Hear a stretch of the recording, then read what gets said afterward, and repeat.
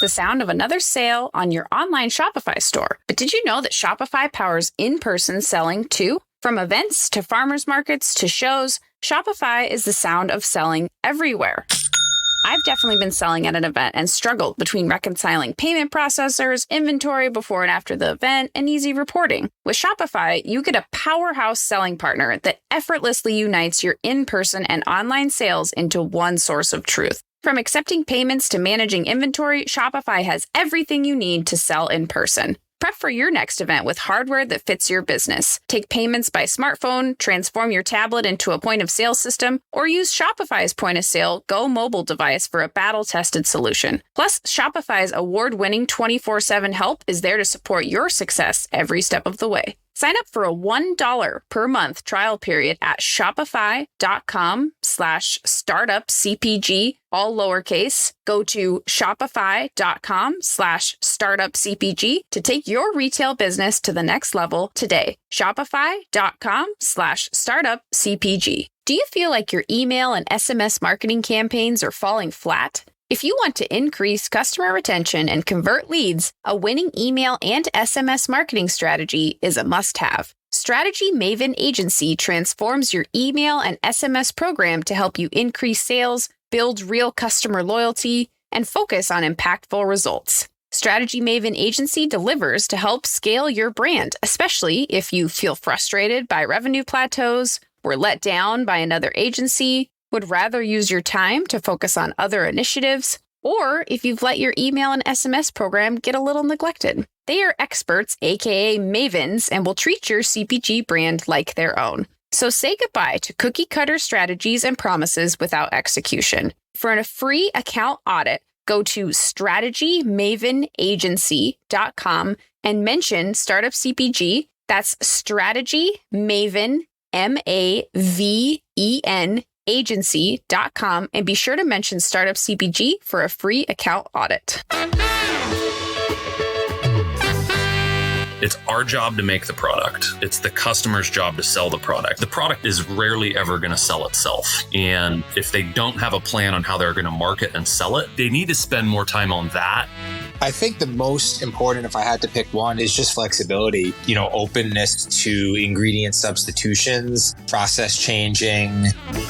Welcome to the Startup CPG Podcast. I'm your host, Jesse Freitag. One of the hottest topics in our Slack community is brands looking for the right co-packer. And since this is something that I often help brands navigate outside of my work at Startup CPG, it's a topic near and dear to my heart, and so I wanted to bring one of my favorite co-packers to talk with, Motherlode Co-packing in Colorado, onto the show. Our guests today are Kit Maxfield, their Chief Marketing Officer and partner, and Adam Bender, who is their new Product Development Manager.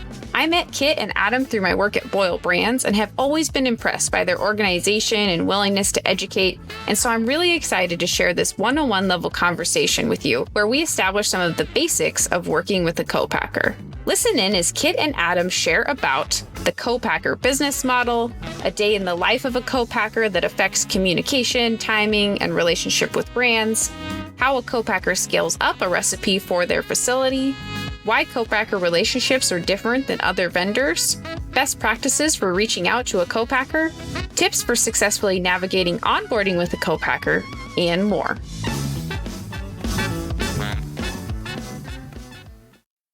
Because this topic is near and dear to my heart as an operations person, and it's the area I spend most of my time freelancing in, I've added in some extra context and term explanations throughout the episode and linked a bunch of resources in the show notes that can help you navigate the world of co-packing. Now let's hear from Kit and Adam. Hi, Kit. Hi, Adam. Welcome to the show today. So excited to have you both here. I hope you're doing well and super excited to have a conversation about co-packing today. And it was awesome to get to meet you both in person at Expo West earlier this year. So thank you so much for being here, and just would love if you could each start us off with just a quick introduction about yourselves and then a quick overview of what Motherlode is. Thanks so much for having us on, Jesse. I'm Adam, and at Motherlode, I am the Product Development Manager. So I deal with products all the way from the benchtop all the way to the scale up. Hey there, Kit Maxfield. I'm the CMO and partner at Motherlode Co-packing, and I handle most of the sales and onboarding of new customers, along with more of the business side of things. Back in 2018, we decided that we wanted to open up a contract manufacturing facility in the Denver area. We felt it was an underserved market. So I got with my two business partners, Greg and Jim, and located the town of Hudson, Colorado for the demographics of the workforce. Great people in that town, found a building. And since then, we've been building it out. And now we've got a bunch of high-speed lines and stainless steel everywhere and rocking and rolling. Awesome. That's great. And you primarily work on liquid co-packing, correct? Yeah, we've got several fillers that specialize in rigid containers from glass to plastic, but everything's liquid. So, beverage through salsa, essentially. Awesome. That's great. That's super helpful. And I also would love to hear a little bit of each of your career journeys to end up working at a facility like Motherlode. And also so that people know, like, I've had calls with Kit and Adam before in my operations work, and they're just really very informed, educated, ready to help people in the industry. So I love that you're here to get to help us like shine light on this topic, because I think as a brand, it's intimidating to scale up with a new co-packer. It's intimidating to find someone that's going to be the right partner to work with. And so I just appreciate both of you taking the time to help share and shed some light in some of the maybe corners that feel a little dark and scary of just how it works. I think it's helpful to learn what the career journey looks like to work at a facility like this. And so I'd like to hear from each of you. How did you end up in your current roles? What other roles did you have before this to prepare you for the work you're doing now? Adam, why don't you start us off? Yeah, absolutely. Yeah, I started my career in food in sports nutrition. So I decided a while ago that I was pretty passionate about food and performance via food, eating the right things, and how that kind of crosses over to how you perform just in general in life. So I started off working at a company that specialized in protein powders, vitamin and mineral supplements, pre-workouts, basically anything that you'd see on the shelves in a vitamin shop or a GNC. And we were working on not just making products that everyone else was doing, but we were really working on stuff that was super beneficial, super clean label, and stuff that was within a reasonable price range for the everyday person. So I started off for the first couple of years of my career in the product development side of things, developing all sorts of functional foods and that kind of thing. Really enjoyed it. It was great to give product to someone and then catch up with them a couple of months later and get such positive feedback that it really did benefit them. Protein powder that you can take if you're lactose intolerant that really could change someone's entire workout and progress. Things like that was really great to see. So I kind of, really figured out that's what I wanted to do. Product development is really cool because, you have a vision with something and you work with someone to make their vision feasible. A lot of times people don't know what it takes to go from the bench all the way to actually seeing a bottle or a product on the shelf. So it's really enjoyable to be able to help them from start to finish with that. So after about 4 years of working in sports nutrition, I switched over to the CPG sauce realm, which is where I'm currently at right now, and have worked here for about 2.5 years. And at Motherlode, we do barbecue and hot curry, meal starters, basically anything in a glass bottle that you'd see on the shelf we've dealt with. All sorts of unique products at clean label as well. So yeah, we here as well get to help people make their vision possible, starting in the kitchen and bringing it all the way to on the shelf. So the product development side of things is really interesting, and it's something that I truly enjoy doing, because at the end of the day, you're helping someone make their product a reality. That's great. And before we jump to Kit, I also just want to clarify a term, since some listeners might not be familiar. Can you explain the term like bench top? I know that confused me at first. I was like, what are bench samples? Did they put the samples on benches? What does that mean? So could you just explain that term a little bit as we get started? Yeah, absolutely. Yeah, benchtop just meaning the R&D side of things. We have what's called a test kitchen here at Motherlode. That's exactly what it is, as described as. We have the bench basically just being the large table that we work on. And it's just a very small scale version of what will eventually be produced. Working on the bench is taking maybe a gallon at a time of a formula, dialing it in that small quantity before then eventually bringing it to the 1,000-gallon quantities. Perfect. Yeah, that's great. Thank you. And Kit, yeah, would love to hear your background as well. I believe you've got 10 years plus in the food industry. Yeah. I started off at a sauce contract manufacturer in 2008. I started off in product development, doing test batches and working in the lab, working with all the different customers and entrepreneurs, chefs and, brand builders, and helping them get their product across the finish line is super fulfilling. I'm very entrepreneurial minded. The squirrel gets me. I chase shiny things a lot, and co-packing helps me scratch that itch because we can live and breathe growing on trend brands, and it doesn't never get old. And I've stuck with it since then, gone from product development up through sales, had a brewery, beer brands, then started Motherlode co-packing. It's one heck of a ride. It's a lot of fun, a lot of hard work. Food business, the thing about it is it's so much fun. Everybody knows everybody. But it's hard. It's extremely competitive, and it takes a lot of work from both the brands and the co-packer working in tandem together to make it all successful. And that part's great. I hope to continue on many years. I think we've doubled every year for the past 5 years, just holding on to our britches. It's been a ride. Yeah. Oh, that's awesome. That's really cool. And that kind of starts to lead into my next question that I also wanted.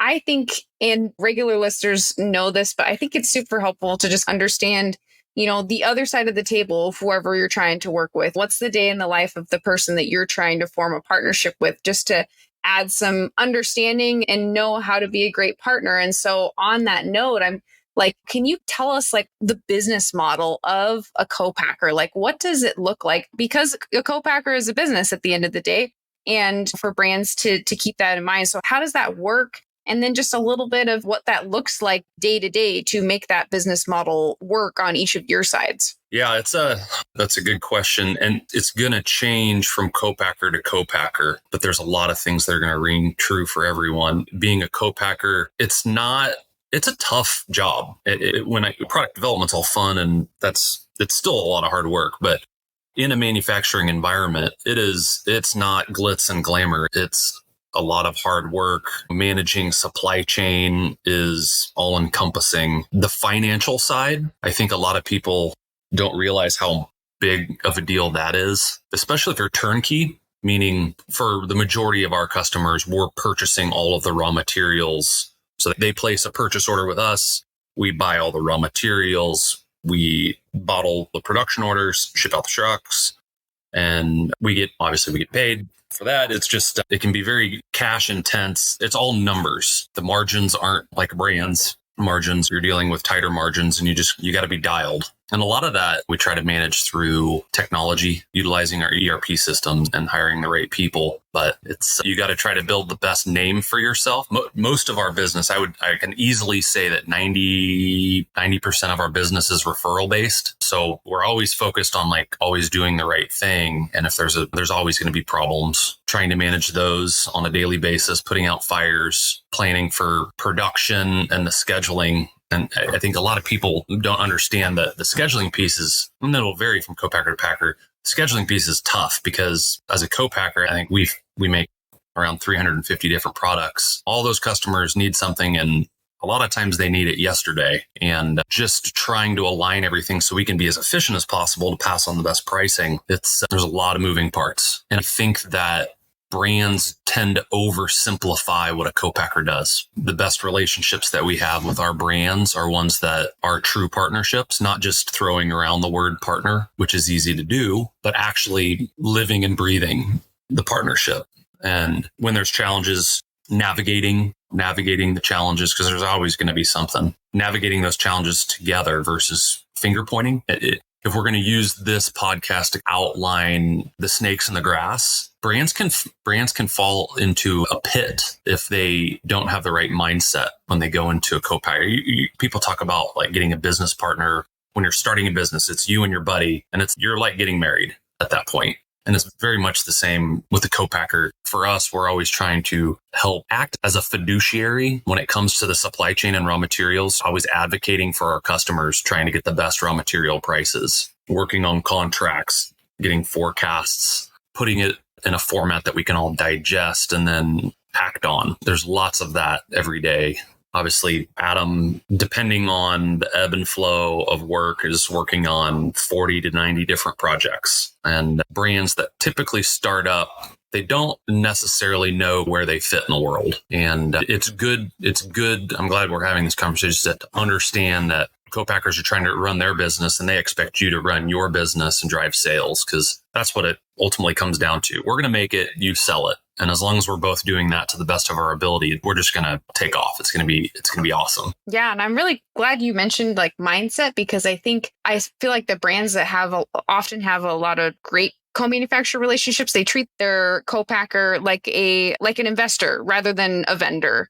And I think that difference can be huge. And I appreciate that you point out the intricacies too, because I think it also can be hard when you're like, this is the price per unit for my product. And that's okay, but this is how much I think ingredients cost this and labor costs this and what's all these other pieces. And so much goes into having a plant. You have audits that you have to pay for every year. You have certifications that you're keeping up, and you have a labor force that you're managing, and you have staff to manage the labor force. And then you have your product and development. And I assume that generally, really, you're not making money on a product development project of helping commercialize, come up with the formula. You're not really it's not going to make sense for you as a manufacturer until you actually get to start producing that product at volume. Right. And so all those things have to be considered in cost so that you can keep existing and providing a service. And it's a complex business. Yep. There's certainly smaller co-packers that maybe have one 80-gallon kettle, or in our world, or more hands-on. And they're obviously not going to be near as sophisticated. And they're great for proof of concept. So there's a spectrum, but to do it right, it's very complex, but fun too. Hard work, but fun. Yeah. Adam, did you want to add anything on the product development side as far as how that impacts the business model, or even day in the life wise of managing a workload perspective of incoming projects that you got to work on to pilot runs, or would love to hear a little bit more? Yeah, absolutely. I think that just to add on to Kit's point is with most co-packers, not only are they dealing with a lot of different customers, but every customer is at a different stage of the process. So, you have the guys that maybe are really big and are coming to us to work on just a new SKU, or you have the guys that are really big that are bringing over existing business, or you have medium, you have the size of customers and where they're at in their process, whether it's a new product or an existing one. Every single day is different in the sense where we might be matching products, we might be creating new products, we might be cost engineering existing products. So the product development side isn't necessarily always just new products. It's making things that are already in market work better, or even changing over the packaging that they're in, that kind of thing. Yeah, we are always juggling different stages of development for quite a few different customers. But yeah, the whole process itself, when explaining it to people, I think it's a lot more involved than a lot of people think, because there's quite a bit that goes into making a food safe product. We have to make sure that everything is within certain parameters. There's a lot of testing, some of which are pH, something called bricks, which is just a % solid content. Everything is filed with the FDA. Everything goes through quite a bit of testing before it's eventually scaled up. It can be quite a long process from when a recipe is handed to us to when we're seeing bottles come down the line. And sometimes not. Yeah. So we can move quick. We don't like to. Yeah. So I think that's just a big thing, is if you are a brand who has a product, don't rush it, and expect, if you want to do it the right way, to give plenty of time to the team that's R&Ding it, as well as scaling it up. That way you can make sure that the product that you get out on the shelf is your best work that you're proud of, because rushing through to hit deadlines just to get a product out, I think doesn't work about 50% of the time, as opposed to taking the time, doing the due diligence, and scaling it up on a slightly longer timeline. Yeah, no, those are super helpful points. And yeah, because I think first, it's okay. Well, I have, maybe if you're a brand that has a recipe that you've been making, say in a smaller kitchen, you're like, here's my recipe. Why don't you throw the ingredients in and run it in your facility? But just it's a lot more complicated than that, to your point, with all the different pieces of, and also just recipes this is why making food in mass is difficult. The recipe you can make at home that your grandma made is just not going to run the same in a larger facility. And there's a lot of pieces, and a facility that operates on, I believe your facility's SQF level 2, which is the global food safety body that oversees that. And so you also have to use the right ingredients and have the right, I've had worked with brand just the other day where it's like, we really love this supplier we're working with. The supplier was so small, they don't have the right paperwork to then be able to go through like a supplier approval program that a facility operating on a larger level is going to need. I was actually going to ask a question about on like some of the differences between, I just talked with the brand also recently that was using a co-manufacturer that was very small, and then realizing as they onboarded with a national distributor and a national retail, as they were going through this sales process, they're like, oh, this facility can't complete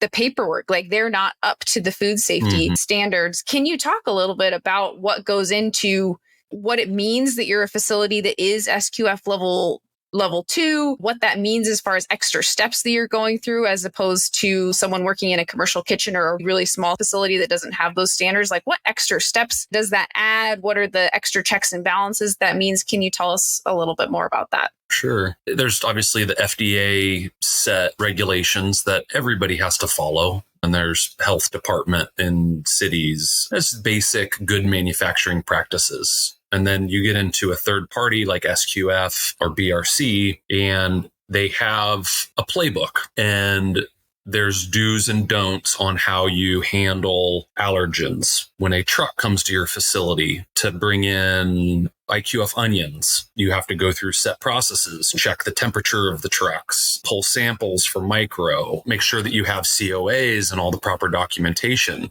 Quick pause to explain a few terms here, because I think this can all get pretty confusing. I mentioned SQF stands for Safe Quality Food, and Kit just mentioned BRC.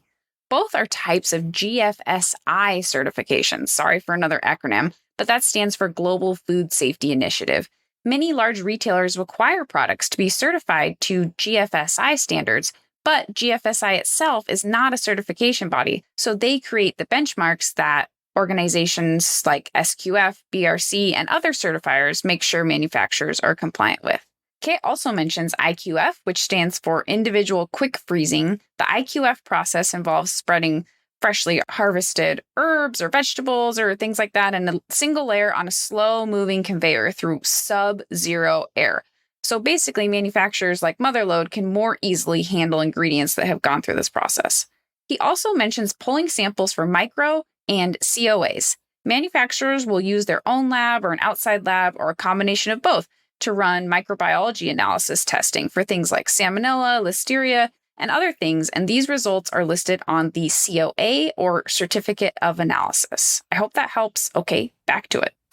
There's these boxes that you have to check, and it's somewhat formulaic. It's standardized, and then you're scored upon that standard. Now, the biggest thing is when you're doing SQF or BRC, it's not only checking the boxes, but there's lots of logs and documenting. It's okay, do what you do and then document what you did. And a lot of reviewing processes and procedures to make sure that you're staying up to snuff on everything. It's very detail oriented. I'm the worst person on the planet to manage anything like that.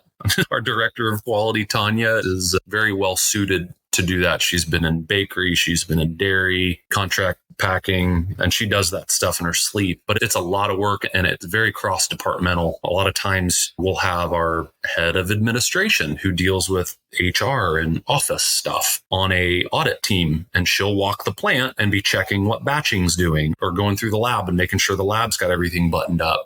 It really involves everybody in the company being a part of it. And it's a lot of good work, but it makes you a better manufacturer when you're doing those boxes, getting them all checked. It's a lot. And the certification, SQF, organic, non-GMO, kosher, Whole30, paleo, all of them certified humane. They're all going to have their own things, and it just takes time to onboard those. But just like you were saying, Jesse, if somebody's looking for a co-packer, they almost need you for sure help people do this. And this is, you live and breathe that, but there's boxes that you need to check. I keep on using that analogy. If you're going to find a co-packer, you need to be thinking, do they have the capacity for what my plans are? Do they have the right equipment? What's the communication like? Are they transparent Or are they going to be like, here's your price. How did you get to that price? And it's like crickets, and they don't want to give up any information. There's some things that you want to look out for. It could be as detailed as how much insurance they have. It's going to depend on each brand on what's the big things, but getting down to brass tacks at the very beginning is super helpful, because you could talk to a handful of co-packers, and I just got off the phone with a guy and he wasted 3 weeks and he's out of product. I couldn't make his product, and I told him that within the first 5 minutes, but it's tough. It's tough, and you got to know the right questions to ask. And so the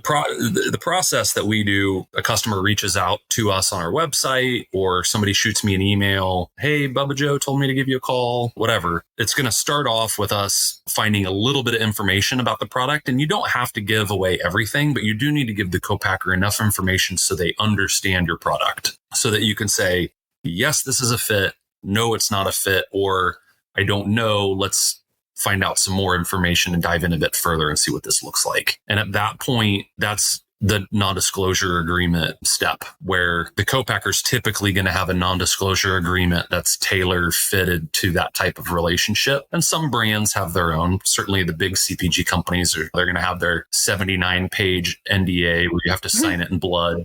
Yep. But once that non-disclosure agreement is signed, which is basically saying, once we execute this, I'm going to tell you about my product. I'm going to share with you my formula, process, procedures, maybe sales channels. They're going to give you information above and beyond, and you're expected to keep it a secret. That's not to leave your company. And that's very important to have done. And it's important for us too. We do things a specific way, and I don't necessarily want other co-packers to know all of our details as well. So it's typically a mutual non-disclosure is what we're getting, and then go off to the races from there. You need to pay for tomorrow's growth, but today's cash flow just doesn't quite cover it. So what do you do when you need inventory funding now? Welcome to Kick Further. Kick Further funds up to 100% of the cost of inventory up front, and you don't have to pay them back until that inventory begins to sell. Kick Further funding is not a loan, doesn't appear as debt on your books, and does not require equity. It's just capital right at the moment you need it to pay your most expensive cost, your inventory. Kickfurther has already supported over 1,000 opportunities, including working for brands that you may know like Dr. Squatch and Good Wipes. To see how much inventory funding you qualify for today, go to kickfurther.com/startupcpg. That's kickfurther, kickfurther.com/startupcpg. kickfurther.com/startupcpg to learn more.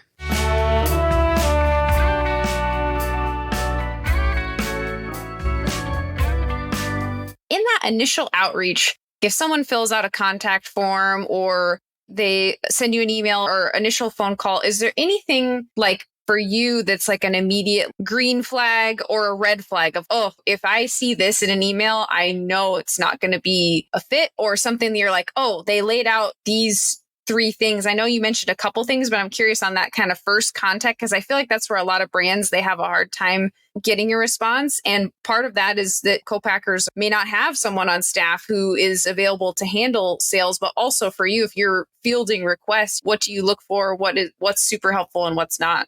Yeah, that's awesome. I wish it was more of a science than an art, but after doing this for so long, I think I can just talk to somebody on the phone for about 5 minutes and know kind of if it's somebody I'm going to want to spend some time on or not. But so contact us form, if you go to our website, I don't have it in front of me what our form is, but we're wanting to know, like, where are you in the process? Do you have existing volume? If so, how much volume? I get emails all the time where somebody has their annual volume is less than our minimum order quantity. So we're going to want to get down to brass tacks on run rate and, or I guess their product's velocity. For us, we have our certain window of velocity that works great in our plant. And then there's other co-packers have a different window that's smaller or larger. So that's going to depend on the co-packer and kind of what they're looking for in the volume. But that is going to be some information that they need. And there's some co-packers that specialize in startups. For us, over the past, so the previous company that I was at, we did tons of startups and it was so much fun, but the fail rate is so high.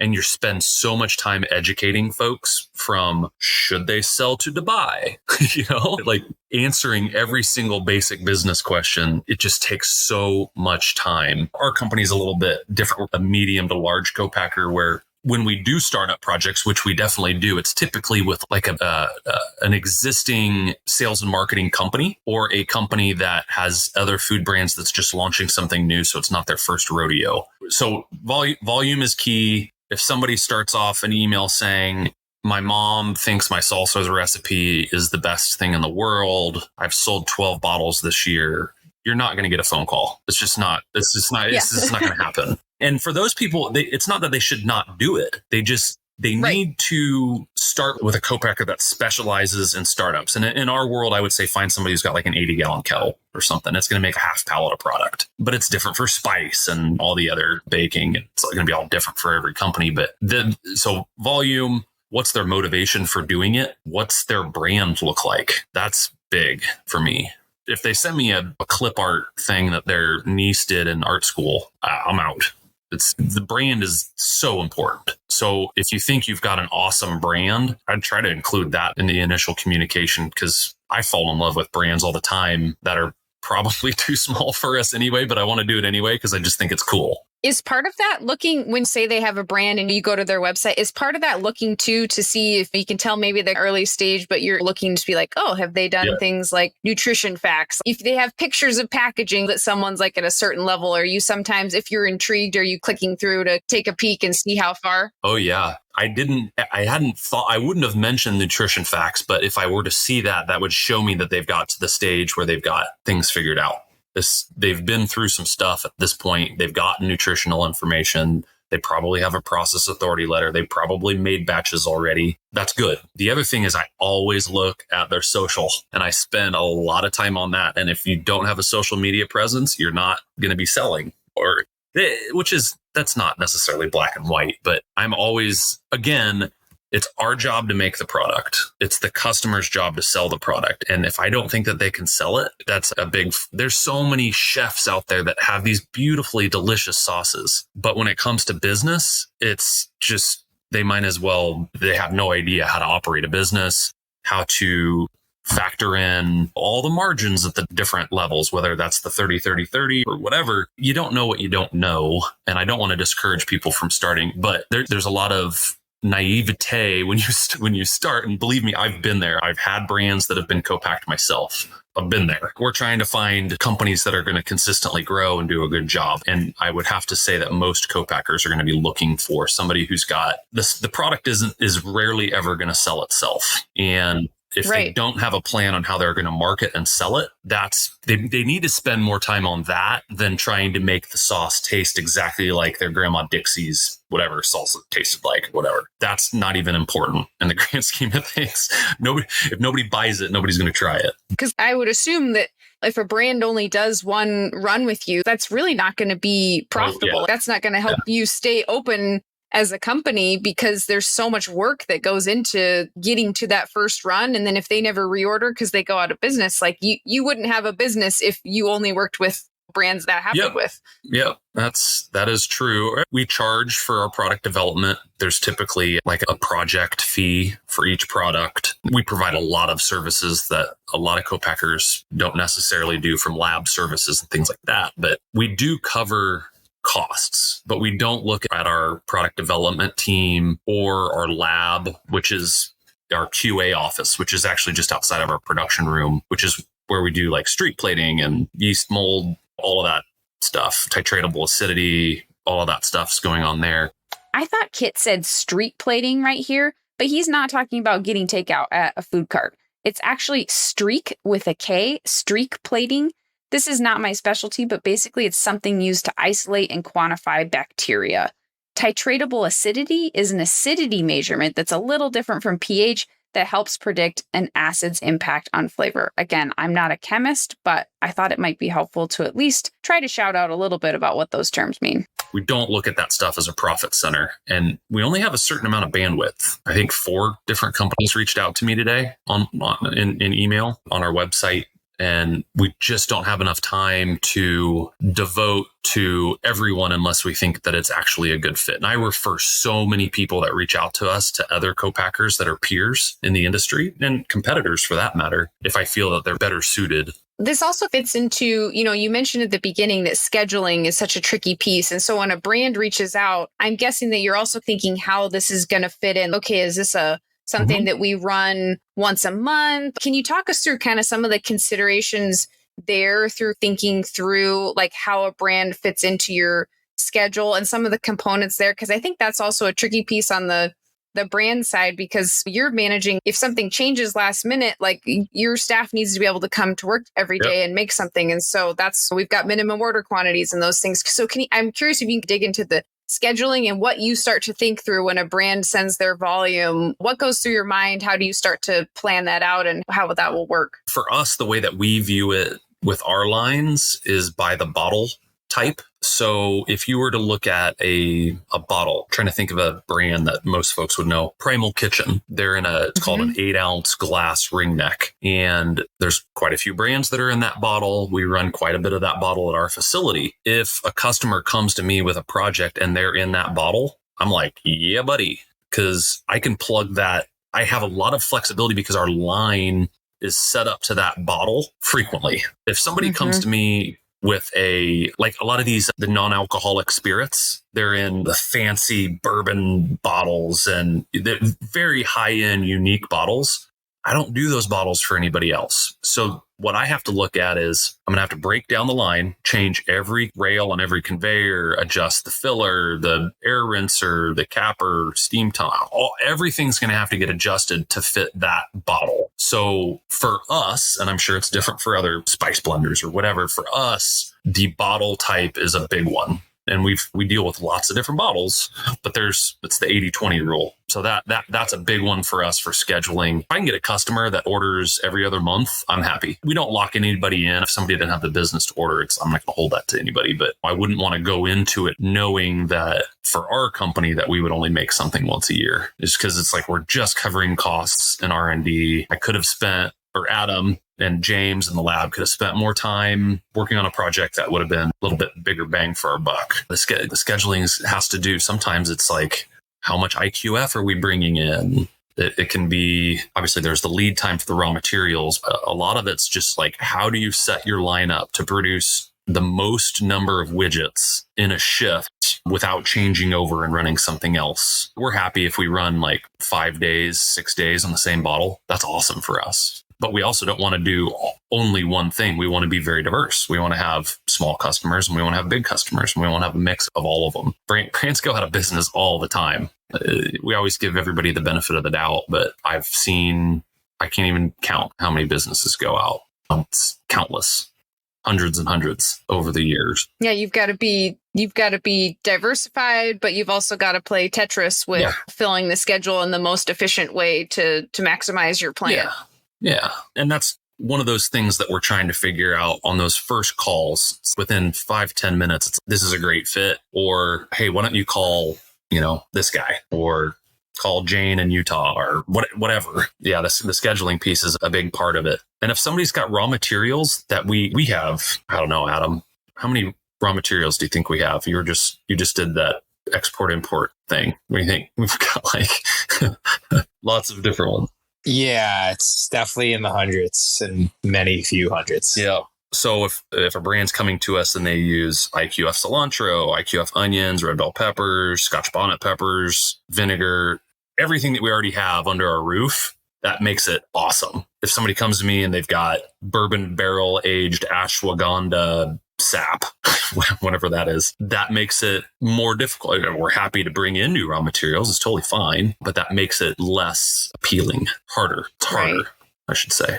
Do you feel like you can tell when a brand kind of does their homework before reaching out as well? And not all co-packers have as like straightforward of website as I would say Motherlode has. You have a great FAQ section that's very clear, but can you tell, oh, this person read the FAQs? Does that help? Does that kind of pique your interest in your mind too, when you know that they did their homework and they're not like asking you to make something that's not a liquid, for example? 100%. And that happens all the time. Somebody asked me yesterday if I could give them a quote on making jerky. Yep, not going to work. We don't do that. Yeah, that you can tell. And that it's not, if I need to explain it to somebody, I love talking about our company. We're super proud of what we've built. It's not that I don't want to explain it to them. It just shows me that they have drive. And it's like you wouldn't go to an interview for a job and not do some research on the company. And it's the same, it's the same thing. If you're going to, I could go on for examples all day, but yeah, having that baseline information, and for any co-packers that are listening, put more information on your website and you should get less emails that don't fit. Yeah. Yeah, definitely doing your homework. I do homework when somebody reaches out to me. I'm diving into as much info as I can. It might be only 5 minutes of my time, but I'm looking at everything for sure. Yeah, I like the job interview example of doing a little bit of prep goes a long ways. I know that we could spend a lot of time just on the outreach piece. I'm also curious if there's any tips top of mind for you for once a brand you've mutually said like, all right, you've got the NDA. You're going to go and you're like, all right, we're going to go through and we're going to go through the R&D process together. Is there anything that sticks out for each of you that you wish brands knew about the process, or anything that you love that like brands come prepared with that you feel like makes the process way smoother? Like anything that stands out to you for that kind of piece of the onboarding process? Adam, do you have anything that helps you? Yeah, I think the most important, if I had to pick one, is just flexibility. Kit spent a lot of time talking about how people will come with this recipe that's been passed down for generations and they want to stick with it and aren't willing to make any changes or concessions. And that's the hardest type of customer to work with, because you can't do the same thing that you do on your stove in a 1,600-gallon kettle in a manufacturing plant. So I think just openness to ingredient substitutions, process changing, just general flexibility in that on that side of things really goes a long way. And if someone comes in and is willing to work with us as opposed to just telling us what to do, that makes the whole process a lot easier. And those are the people that you see being the most successful. Like on site, you meaning work with us on site versus just emailing the recipe and asking us to send samples. Yeah. Yeah, exactly. That's super helpful. I think it's a small detail, but we do everything in kilos at our facility, kilos, grams, everything's by weight. And you can do pounds or whatever. It doesn't matter as long as it's weight. Having your formulas in weight and not in gallons and cups and teaspoons and tablespoons is huge. It's a small detail, but it's huge. And I've seen folks where I've said, can you send this over instead of in volume, but by weight? They would take whatever container of tomato paste and it would say 12 fluid ounces or whatever. They would relay that 12 fluid ounces to me as 12 ounces or 12 ounces. And I see, especially for startups, a big problem with conversions where 12 fluid ounces of tomato paste is not 12 ounces of tomato paste. They sound very similar, but they are very different. One's volume and the other one is weight, fluid ounces versus ounces. So that's a big one. I see consistently, especially when we did more startups when we very first started our company. And then at the previous company, it was always a teaspoon of this. Was it a level teaspoon? If somebody spends like $30 on a decent scale on Amazon, that gets down to, I don't know, well, as fine as you can. And if you weigh out your recipe, you do your normal recipe, how you do it at home, but instead of dumping it in the bowl, just weigh that ingredient real quick and have your recipe by weight is big time. Because you can waste a lot of time making test batches in the lab that are wrong because of just a conversion error. So that's a big one. Yeah, that's a super helpful one. I know we're running out of time here. To Adam's point on the visiting in person, customers that you have really great relationships with, and I know this would vary some by facility, but like, how often do you recommend customers coming to visit in person during a production run or during R&D? What do you see that in person? Where do you find that helps? We definitely recommend coming out for two major parts of the process. The first being the initial benchtop session. We have people fly in from all over the country, but that initial session, it helps us gauge the tolerance that, the customer has for how, far away we can get from the recipe they provided, how willing they are for some sort of changes. And also just the real-time feedback is priceless. if I can sit in a room with you and just add a little bit of salt, have you taste it and tell me what you think, that's a lot better than me sending you a package to arrive in 3 to 5 business days. You email me back that feedback and have to describe it in words as opposed to just telling and typing it as opposed to saying it. Doing a brand new test batch instead of just adding salt to the one that you're doing right there. In real time, for sure. Yep. So that's the biggest thing is it helps and saves so much time when we have our customers coming in and we will work all day with you. I've done 2 to 3 days at a time, onboarding 15 SKUs at once. The ROI is huge on just coming in and initially just working on that R&D side to get the best possible initial samples. And then from there, small tweaks can be done, mailing them out. But that's absolutely, I think, crucial is to make sure brands come out and work in person on the initial R&D side. And then the second is definitely coming out here for the first run, just like we tweak things on the bench when we first start. Sometimes you have to tweak things before bottling something, adding a little bit of extra water or even adding a little bit of salt or some other spice when it comes out of the kettle for the large scale production run sometimes also has to happen. Just making sure that all brands send at least one person for that first run to make sure they're the ones signing a piece of paper saying, I feel comfortable with what they're bottling. That way we all feel better about what we're putting in 16,000 bottles coming down the line. Very important. We love having customers to our plant. We're super proud of it. You're going to be the number one advocate for your brand. And although I feel like we do a phenomenal job, we're not as close to your product as you are. And if a customer wants to be at our plant every time we run, that's totally fine. We don't want them in the way of the production staff, but we love taking them on the line and taking pictures and doing the whole thing. And I hear lots of stories about co-packers not allowing their customers on the floor. Hey, guys, let's remove COVID situations because that was a thing. That should be a big red flag if you're not allowed in the facility or in the production room. That's a big one.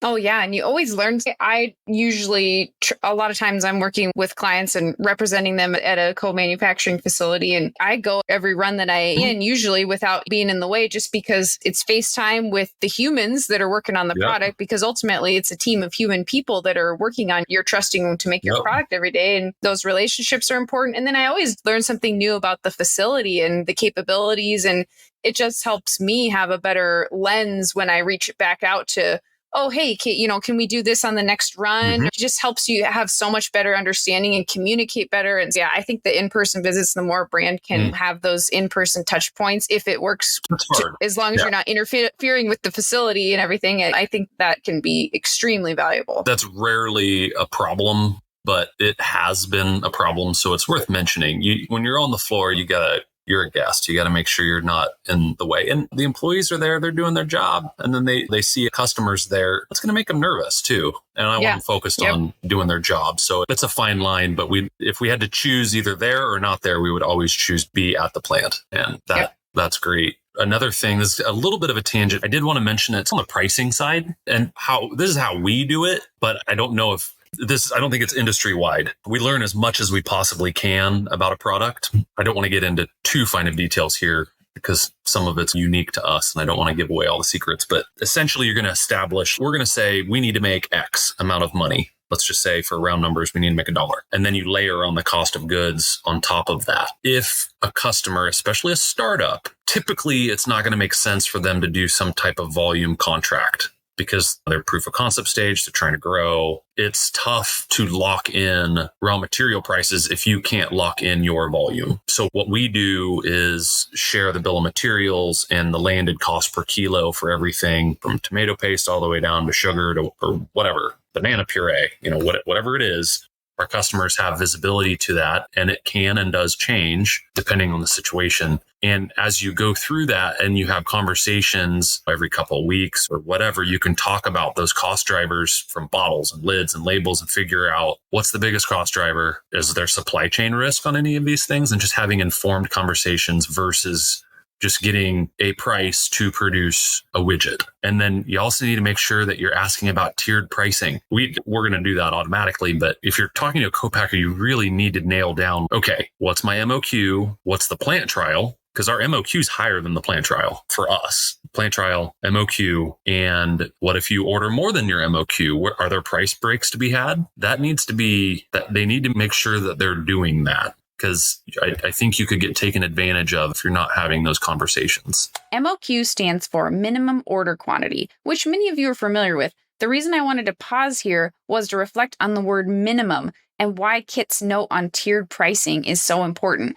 If you're asking a co-packer to make the minimum amount of product that makes sense for them to keep their lights on, that's definitely not the best pricing they have available. You want to know upfront where the price breaks are so that you understand where the sweet spot is for their facility and what pricing you can work toward as you scale. Kit also mentioned that the plant trial is smaller than the MOQ. Plant trials vary by facility, but a co-packer may require this step in between your bench samples and full production run. This is to test how the formula runs on the larger equipment, but usually without needing to dedicate an entire labor shift in case something needs to be adjusted, so maybe it'll be added to the end of another run of a similar product. For example, if I'm making energy bars, we may make 10 sample bars on the bench to prove the recipe, then make 1,000 bars during the pilot or plant trial to prove the recipe at scale, the size, how it runs on the equipment, and then make 50 to 100,000 bars during the full production run. And it's good to establish that at the beginning, be extremely transparent. And it might take 6 months if you're trying to save some money on your product. It might take 6 months to go through line by line and make some impactful changes that, who knows, you might be able to save 10% on your product or something. Just make sure that you have those conversations. I wanted to mention that it's important. Yeah, no, that's super helpful. And yeah, I think, like I said, we could talk for a long time. Was there anything else that either of you really wanted to make sure that you mentioned today for this kind of 101 episode that we didn't cover already? I appreciate that note. You just added Kit. So is there anything else you wanted to make sure to mention? On the finance side, co-packers aren't banks. You got to be respectful of their money. Just having an understanding on co-packers are out there buying lots of raw materials, and whatever terms you work out, you got to live and die by those. And you need to respect the co-packer because you're a startup, you're strapped for cash. They're a manufacturing company that's not just rolling around in it also. And just be mindful of it. That the financial piece of our business is something that we focus very heavily on. And we even do a lot of work on helping raise capital for brands that we work with as well. Our CEO's ex-head of global equities for Credit Suisse, and he's just enamored with the whole financial world and loves raising capital for brands and trying to link things up. And that whole financial piece is very important. And every co-packer is going to have different views on terms that they're comfortable in offering. So just go into it open-minded on kind of what that would look like when you talk to the co-packer and kind of nail that down at the beginning. Don't get to the finish line and just assume you're getting net 30 terms. Mm-hmm. That needs to be a conversation at the beginning, not the end.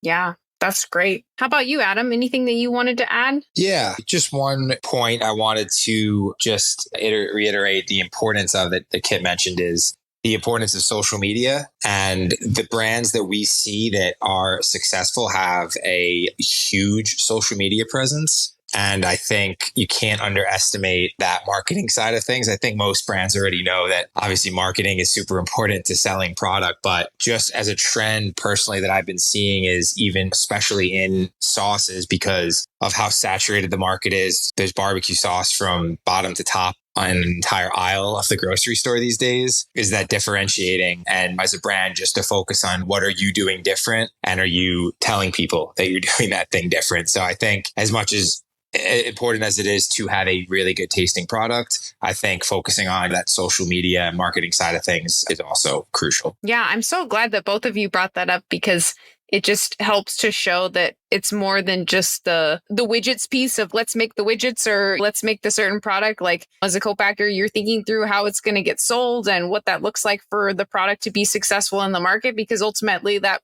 means that you and the customer everyone can be successful. So I love that you both brought that up. Yeah, we can't control sales. We can help by lowering costs and things like that, but that's on the brand and we want to support it. But again, they expect us to execute orders. We expect them to sell and grow their brand as well. Yeah, great. Awesome. Adam and Kit, this has been awesome. I really appreciate both of you sharing your insights and wisdom with us and just enlightening us on this topic. I'm going to link in the show notes each of your LinkedIn profiles in case people want to connect. And then if you want to visit the Motherlode website, it's the word mother, and then LODE co-packing, no hyphen or anything, just Motherlode co-packing.com. And I'll link that in the show notes as well if you want to check out the website. And yeah, is there anything else you want to mention as far as folks connecting with you? No, just don't. Even if you have questions, don't hesitate to reach out. We always try to help folks out, even if it's not the best fit for us. We're passionate about it. We love to be a good resource for folks, and things like that always end up coming back around. So don't be bashful. Awesome. Great. Thank you again to both of you. Really appreciate you. And it was just so great to have you both on the show. Yeah. Thank you so much for having us. Thanks so much. Neat that you're doing this. This is awesome. I love it.